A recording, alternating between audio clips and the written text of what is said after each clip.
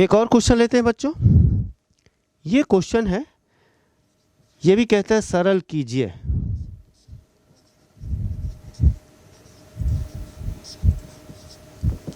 ये क्वेश्चन है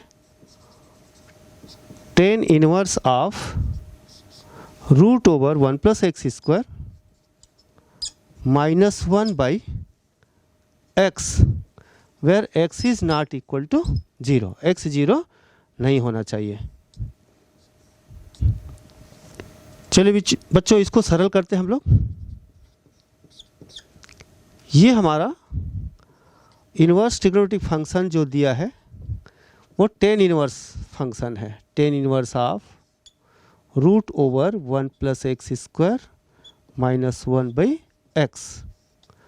तो हमारा कोशिश क्या रहे, ऐसा उचित प्रतिस्थापन करिए x की जगह पर कि ये tan के रूप में आए। तो चलिए बच्चों हम 1 प्लस एक्स स्क्वायर को ध्यान पे रखते हुए हम उचित प्रतिस्थापन लेते हैं। तो क्या होना चाहिए ये हमको ध्यान रखना है।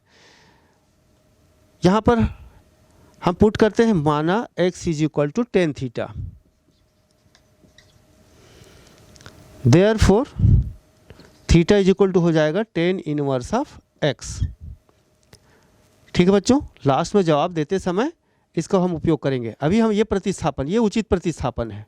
मैं यहाँ पर समझने के लिए लिख देता हूँ कि यहाँ पर उचित प्रतिस्थापन क्या करना होगा।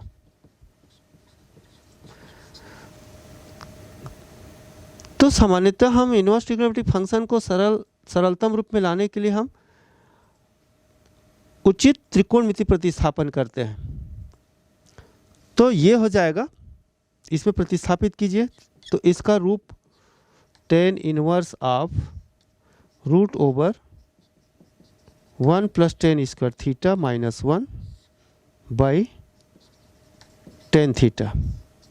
इसको सिंप्लीफाई करते हैं तो ये हो जाएगा tan inverse of 1 plus tan square theta होता है sec square theta. Sec square theta का root sec theta, then sec theta -1 और बाई tan थीटा। अब इसको तब तक हम सरल करेंगे जब तक ये tan थीटा यानी एक फलन के रूप में ना आ जाए, एक त्रिकोणमिति फलन के रूप में ना आ जाए। तो हम इसको और सरल करेंगे।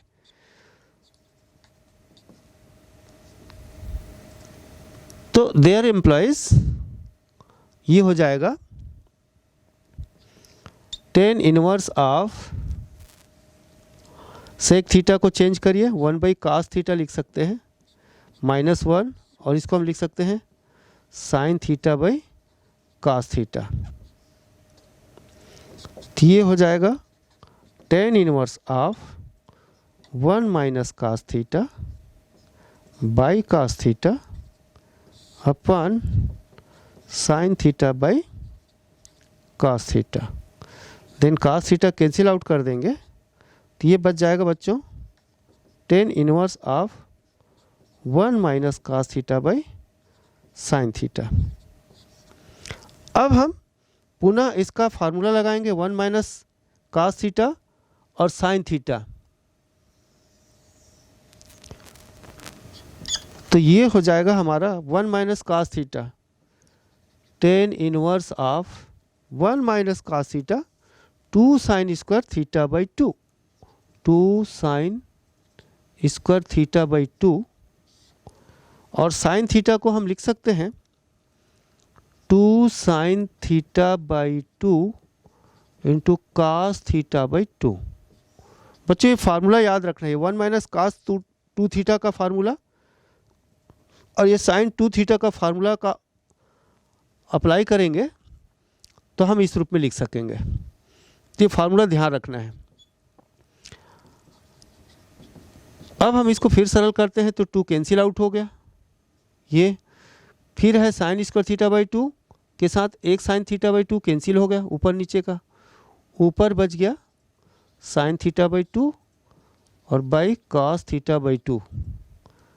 देन ये आ गया हमारा tan inverse of sine by cos tan होता है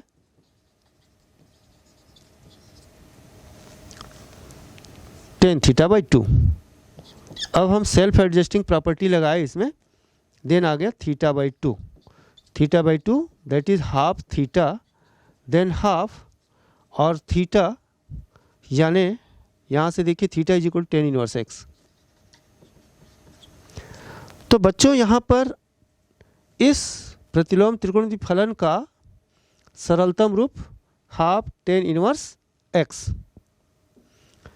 अब हम यहाँ पर देख सकते हैं, चाहे तो हम उत्तर की जांच कर सकते हैं बच्चों, x is not equal to 0, 0 को छोड़कर, ठीक है।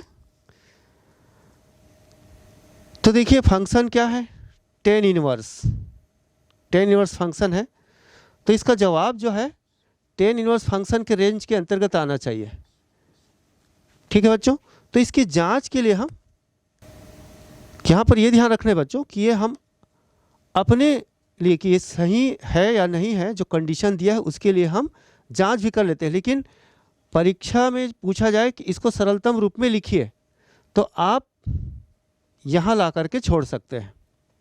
तो हमको ये ध्यान रखना है बच्चों, जब भी हम जो शर्त दिया है उसकी जांच करना होता है, तो उस स्थिति में ये जो दिया गया फलन क्या है, टेन इनवर्स है, तो इसका जवाब इसके रेंज के अंतर्गत आना चाहिए। इसका जवाब क्या है बच्चों, ये इसका जवाब है। इसका मतलब ये जो है इसके रेंज के अंतर्गत आना चाहिए। तो टेन इनवर्स फलन का रेंज क्या है, इसका जो रेंज है ओपन इंटरवल -π/2 से π/2 है, ठीक है बच्चों। मतलब ये जो है इसके अंतर्गत आना चाहिए।